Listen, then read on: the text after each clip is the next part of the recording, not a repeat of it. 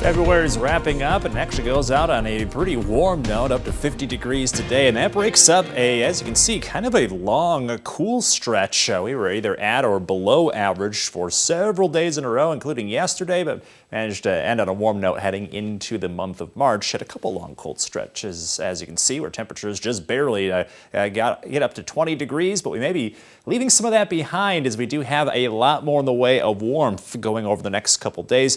There are some cold days, but just like today, we might see near or into the 50 kind of weather over the rest of this week. So for tonight, as a result of the warm conditions, March 1st starting out, the temperatures just slightly above freezing. So you can see by the morning, we aren't really going to be too chilly. It'll be a little brisk, but not quite as cold as the past several days. And as you can see, with that slightly warmer start, temperatures on the rise a little quicker.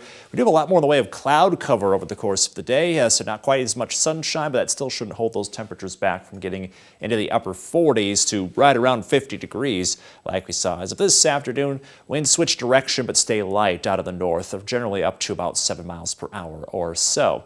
Looking forward from there, we're all over the place over the course of this week, up to the 50s for sure as we go into Wednesday. Then we're dropping a ton for Thursday, but the weather looks dry. Back up again for this weekend. As you can see, though, we are tracking some showers and thunderstorms. So definitely a very typical start to March where we have our warm days, but also those cold kind of wintry days lingering around. And anytime that we do see big temperature changes like this, severe weather usually follows, at least during the spring season. It is Severe Weather Preparedness Week in Illinois, so we're talking about just when we typically see severe weather. April to June is kind of our target time for tornadoes. And then flash flooding takes over the rest of the summer and into the early fall season.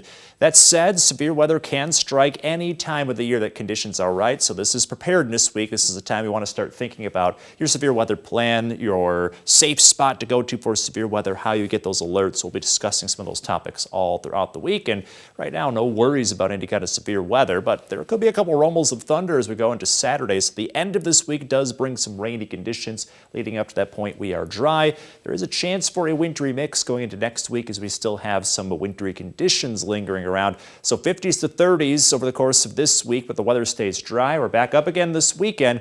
Then we slowly settle down into the 40s going into the end of the weekend and early next week. In your most accurate 10-day forecast, the weather again manages to stay somewhat steady, low 40s looking long term. We kind of leave the roller coaster behind after this week.